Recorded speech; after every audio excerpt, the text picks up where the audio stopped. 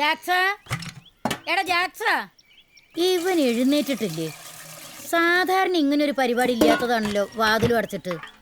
ഇനി പോലെ സൂക്കേടും പിടിച്ചോ? ജാക്സ, സുഖല്ലേ നിനക്ക്? ആ, സുഖല്ലെങ്കിൽ നീ കോഴിക്കടയിലിരിക്കെ, അപ്പം പാടത്ത് പോയിക്കോളൂ. ഉള്ള പണിക്ക് തന്നെ ആളെ കിട്ടാനില്ല, അപ്പോഴാ ഒടുക്കത്തെ ഒരു കോഴിക്കട. എടാ ജാക്സ്,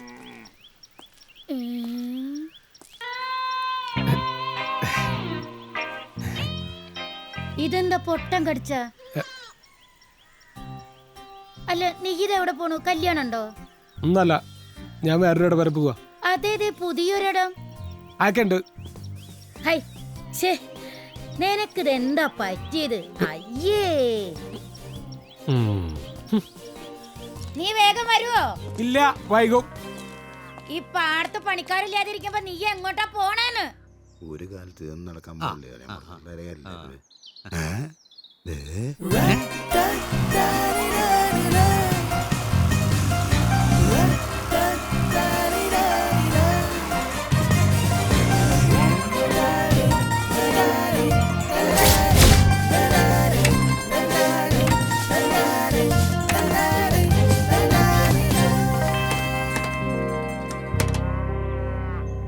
ഇതിനെന്ത് കേട് പറ്റുമോ ആവും. ഒരാഴ്ചയായിട്ട് ഒരു പണി എടുക്കണില്ല. എന്താണോ നിന്റെ പരിപാടി? ഇനിയുള്ള കാലം വെറുതെ ഇരുന്ന് തിന്നാണോ?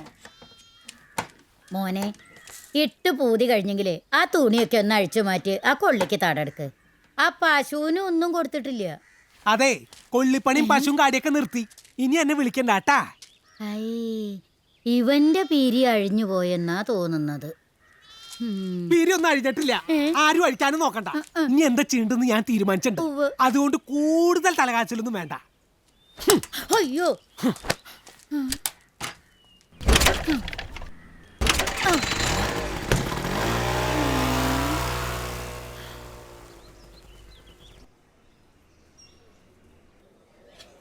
ഞാനിപ്പോ വരാം.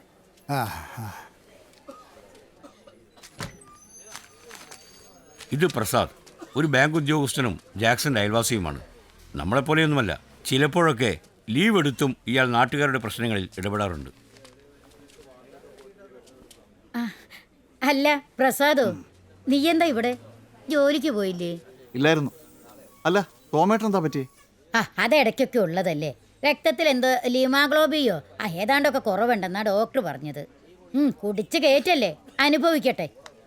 ആ ഫ്ലാസ്ക് ഞാൻ ചായ വാങ്ങിച്ചു. വേണ്ട മോനെ, വേണ്ട, ഇങ്ങോട്ട് തന്നെ, ഞാൻ വാങ്ങിച്ചോളാം. അല്ല, ജാക്സൺ എവിടെ? അവനിപ്പോ കാണാനല്ലോ തീരെ. ഒന്നും പറയണ്ട മോനെ, 2-3 ദിവസമായിട്ട് എങ്ങാണ്ടൊക്കെയോ പോയിരിക്കുക. എനിക്കൊന്നും മനസ്സിലാവണില്ല. എന്തു പറ്റിയവന്? മോനെ, നീ അവനേക്കാൾ മൂത്തതല്ലേ, ഒന്നും ഉപദേശിക്ക്. നിന്നെ മാത്രമേ അവന് കുറച്ചെങ്കിലും കാര്യമുള്ളൂ. വേദനയുണ്ട് ഒരുപാട്.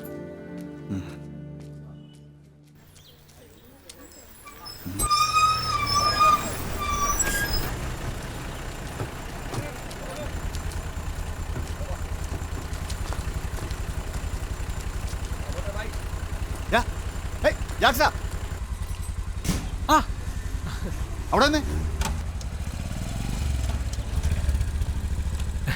എന്താടാ ഇത്? നീ ഇതെവിടെയായിരുന്നു? വെറുതെ. ഏതാണ്ട് കാര്യമുണ്ടല്ലോ. നിന്റെ അപ്പൻ ആശുപത്രിയില്ല? അയ്യോ, എന്ത് പറ്റി? പേടിക്കാനൊന്നുമില്ല, പഴയ കുഴപ്പം തന്നെ. നീ ഇങ്ങോട്ട് കയറി. എവിടേക്കാ? ഇങ്ങോട്ട് കയറടാ, കാര്യം പറയാം.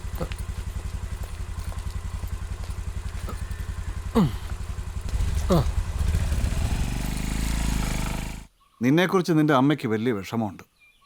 എനിക്കും. നീ ആ പഴയ ജാക്സൺ ആയാൽ മതി, അതാ എനിക്കിഷ്ടം.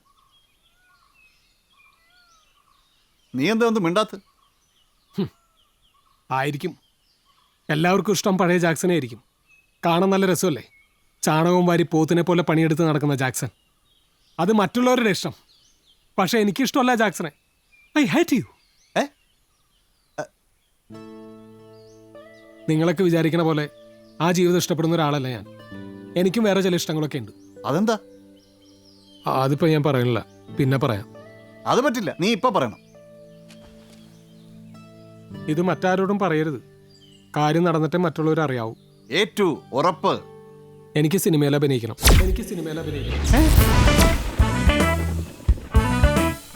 സിനിമയിലോ?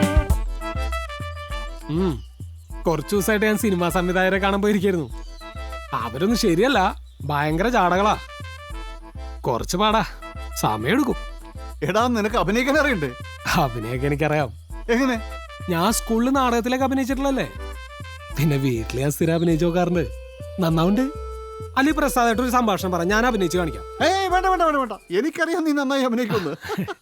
പിന്നെ കുറച്ചുകൂടെ ശാസ്ത്രീയമായിട്ട് അഭിനയം പഠിച്ചാലല്ലേ നമുക്കൊരു അവസരം വരുമ്പോ അത് നന്നായിട്ട് ചെയ്യാൻ പറ്റുള്ളൂ. ലേശം കൂടി പഠിക്കാണ്ട്. അത് തന്നെ അത് തന്നെ അത് തന്നെ. ഞാനൊരു ഐഡിയ പറയാം. എന്റെ പരിചയത്തിൽ ഒരു നാടക നടൻ, ഞാൻ അയാളെ നിനക്ക് പരിചയപ്പെടുത്തി. അയാളുടെ കൂടെ നിനക്ക് അഭിനയം പഠിക്കുകയും ചെയ്യാം, ബാക്കി സമയം നിനക്ക് വീട്ടിലെ ജോലിയും ചെയ്യാം.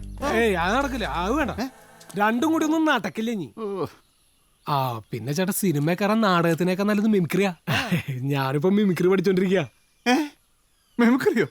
സിനിമയില് സൂപ്പറായി നിൽക്കുന്ന ജയറാം, കലാഭവൻ മണി, ദിലീപ് ഒക്കെ മിമിക്രിന്ന് വന്നല്ലേ. എന്തിനു നമ്മുടെ മമ്മൂട്ടിക്ക് ഒരു മിമിക്രി അറിയാലോ. പിന്നെ ആണോ? ശരിക്കും കണ്ണ പ്രധാനം. അഭിനയം കണ്ണീന്ന് വരണം. ഇതെങ്ങനെ?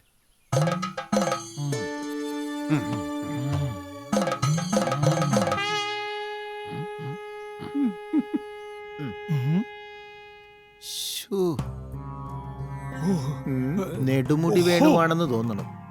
വയ്യ,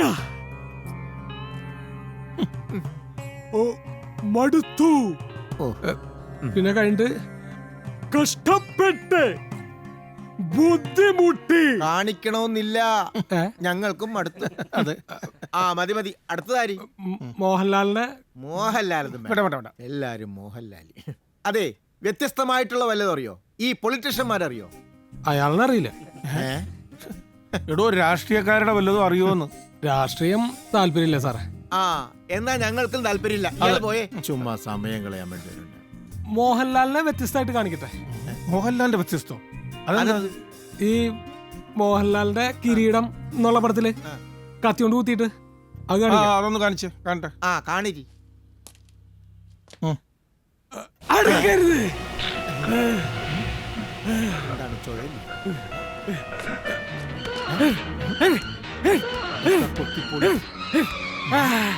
അടുക്കരുത്.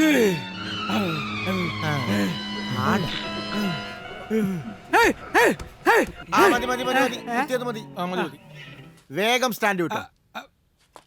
സാറേ, ഈ മമ്മൂട്ടിയുടെ ഒരു ഫൈറ്റ് ഉണ്ട്. മമ്മൂട്ടിയുടെ ഫൈറ്റ് താൻ ഇവിടെ നടത്തിയ വേറൊരു ഫൈറ്റ് ഇവിടെ നടക്കും. ഞാനും താനുമായിട്ടും അതിൽ താൻ തോക്കും. അതുകൊണ്ട് വേഗം സ്ഥലം വിട്ടെ. എടോ, തനിക്ക് ഈ ട്രൂപ്പിൽ ചാൻസ് ഇല്ല. തനിക്ക് മിമിക്രി അറിയില്ല. ഒന്നും കൂടി പഠിച്ചിട്ട് താൻ വേറെ ഏതെങ്കിലും ട്രൂപ്പിൽ പോയി ചേരും. സാറേ, സുഹൃത്തെ, മിമിക്രി ഒരു കലയാണ്.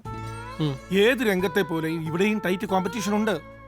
പ്രതിഭകൾക്ക് മാത്രമേ എവിടെയും അവസരമുള്ളൂ. അതുകൊണ്ട് ഞാനൊരു സത്യം പറയാം, താങ്കൾ ഒരു മിമിക്രി ആർട്ടിസ്റ്റ് അല്ല. താങ്കൾ മറ്റെന്തോ ആണ്. അതെന്താ? അതെനിക്കും അറിയില്ല. അതുകൊണ്ട് താങ്കൾ പോയി അതായിട്ട് തിരിച്ചു വരൂ. സാറേ, ഞാൻ താങ്കൾ പോയിട്ട് എത്രയും പെട്ടെന്ന് അതായിട്ട് തിരിച്ചു വരൂ. ഒന്നുകൂടി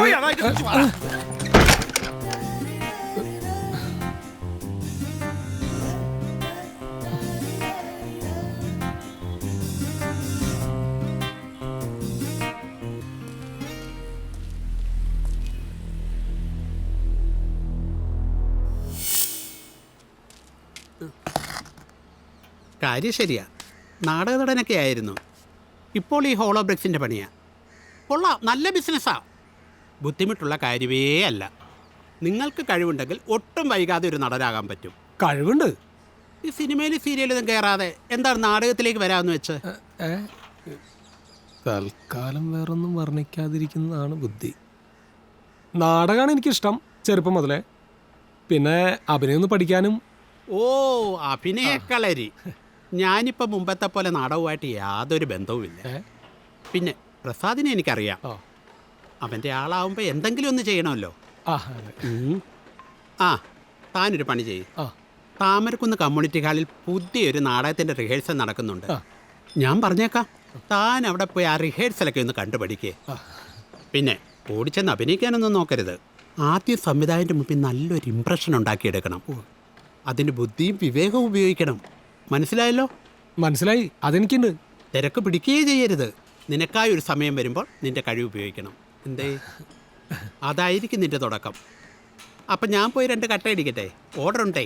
ഓക്കെ.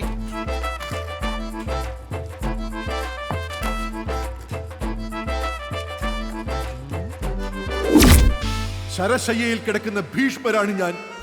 എന്റെ ശരീരത്തിലെ ഓരോ മുറിവുകളും രോദനങ്ങളാണെന്ന് ഞാൻ തിരിച്ചറിയുന്നു. ഞാൻ തൽക്കാലം കീഴടങ്ങുന്നു. മരണത്തിന്റെ മുൻപിൽ മാത്രം. ആ മതി. പ്രശ്നങ്ങളുണ്ട്. അത് പിന്നെ നോക്കാം.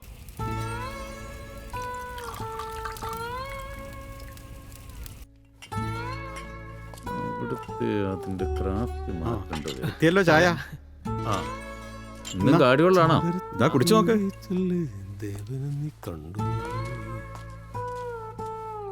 ജാക്സ, എങ്ങനെയാ ഇപ്പൊ ഒരു ക്യാരക്ടറൊക്കെ ചെയ്യാൻ പറ്റുമോ?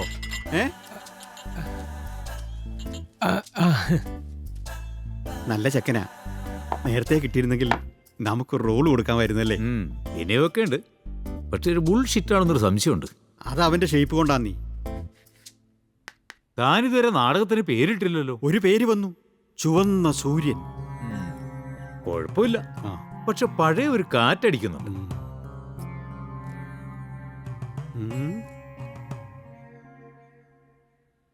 ഈ നാടകത്തിന്റെ ഒരു പേര് നിർദ്ദേശിക്കുന്നവർക്ക് അടുത്ത നാടകത്തിൽ ഒരു റോൾ സമ്മാനം.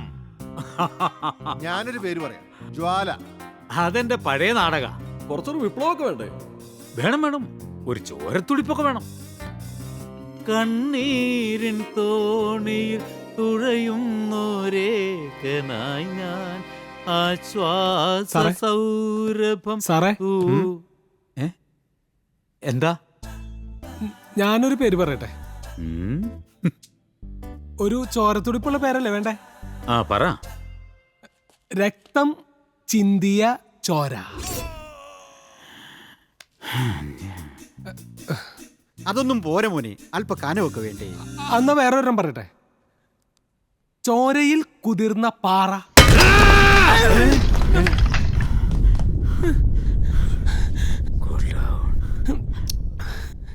മൂപ്പരെന്തെങ്ങനെ?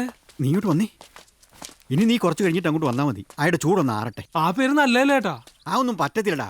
നീ അതിനെക്കുറിച്ചൊന്നും ആലോചിക്കണ്ട. ഇനി കാറ്റിലാടുന്ന ചോരത്തുള്ളികൾ എന്നുള്ള പേരെങ്ങനെയുണ്ട്? അത് പറ്റോ? ഒന്ന് ചോദിച്ചു നോക്കോ ചേട്ടാ. ആ വരുന്നത് കുഴപ്പം, അതും പറ്റില്ല.